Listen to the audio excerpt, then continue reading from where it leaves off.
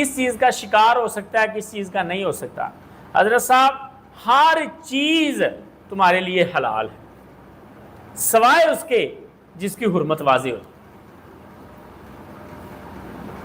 ذرا اصول سمجھ لیں, ہر وہ چیز آپ کے لیے حلال ہے جو اللہ نے پیدا کی ہے سوائے اس کے جس کی حرمت آ جائے, خواہ وہ حرمت تفصیلی آئے خواہ انفرادی آئے. مثال کے طور پہ کسی چیز کا نام لے کے اللہ رب العزت کہہ دیں کہ خنزیر حرام ہے, مردار حرام ہے, تو وہ حرام ہو جائے گی. یا اللہ رب العزت علامتی طور پر بتا دیں, علامتی طور پر اللہ رب العزت بتا دیں کہ ہر کچری والا, ہر پنجے سے شکار کرنے والا وہ تمہارے لیے حرام ہے. یا فرما دیا جائے کہ وہ چیز تمہارے لیے حرام ہے جو نجس ہو, ناپاک ہو. یہ بھی ایک طریقہ ہے. یعنی آپ یہ اصول سمجھ لیں کہ آپ سے اگر کوئی پوچھے نا کہ مجھے فلاں چیز کے حلال ہونے کی دلیل دو, تو آپ نے اس کے حلال ہونے کی دلیل نہیں دینی, بلکہ اس سے کہنا ہے کہ تم مجھے اس کے حرام ہونے کی دلیل دو. الجھ جائیں گے آپ ان چیزوں میں کہ میں جناب فلاں چیز کے حلال ہونے کی دلیل دے رہا ہوں, اگرچہ ہو آپ کے پاس, لیکن اصول یہ ہے کہ حلال ہونے کی دلیل نہیں ہوتی, حرام ہونے کی دلیل ہوتی ہے. اور جس چیز کی حرمت کی دلیل نہ ہو سمجھ لیں وہ حلال ہے.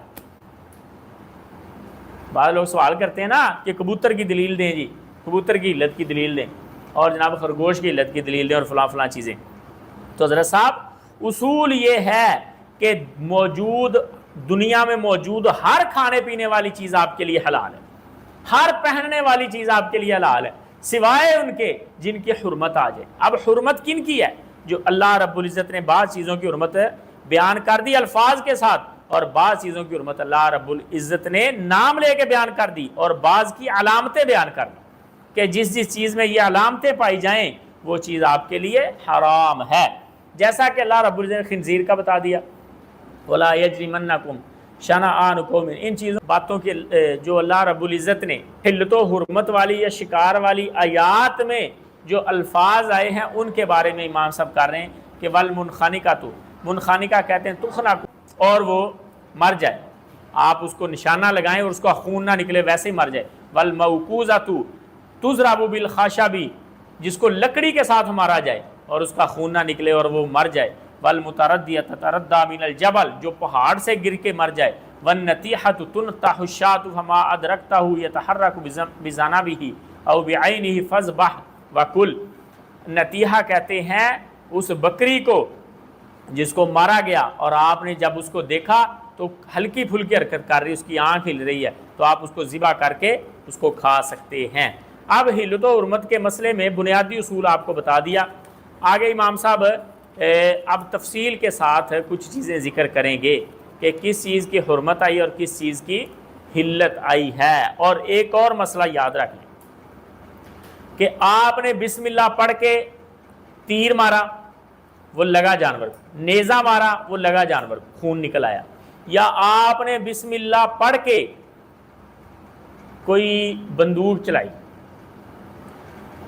اور اس کے لگنے کے ساتھ اس کا خون نکل آیا, ضروری نہیں ہے شارک پہ لگے, اتنا نشانہ کس کا ہوتا ہے کہ شارک پہ لگے, جسم کے کسی حصے پر بھی لگ گیا.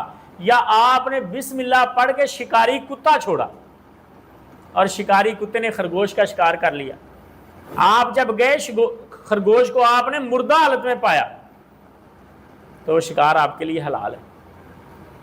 الا یہ کہ آپ اپنے کتے کے ساتھ کوئی دوسرے کتے پالیں یا خلط ملط ہو جائے, یا آپ نے شکار کیا اور آپ کا وہ شکار کردہ جانور پانی میں گر گیا, آپ کو نہ ملا, اگلے دن آپ کو ملا, اور آپ کو ڈاؤٹ ہو گیا کہ یار یہ ڈوب کے مرا ہے یا میرے فائر کے ساتھ مرا ہے. اگر آپ کے فائر کے ساتھ مرا ہے تو پھر وہ آپ کے لیے حلال ہے. مسئلے کی سمجھ آ گئی؟